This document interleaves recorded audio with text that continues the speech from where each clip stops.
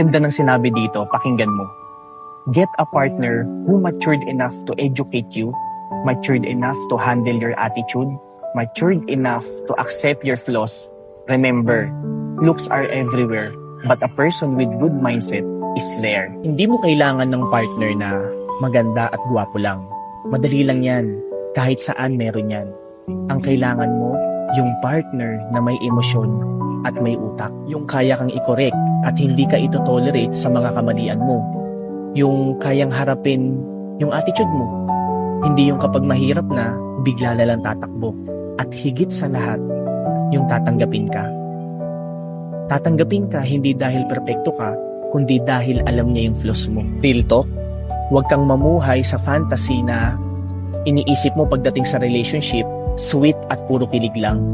Dahil kung sa kilig lang yung babasihan mo, hindi yun ang totoong relasyon. Kung puro itsura lang yung hahanapin mo, kukupas rin yan. Pero kung hahanapin mo yung partner na may maayos na attitude at mindset, yan ang tunay na bumubuo ng relasyon. Kaya kung may pipiliin ka na partner, dapat yung partner na pinapatalino, pinapagaling at ginaguide ka. Hindi yung partner na hahayaan kang hindi umusad.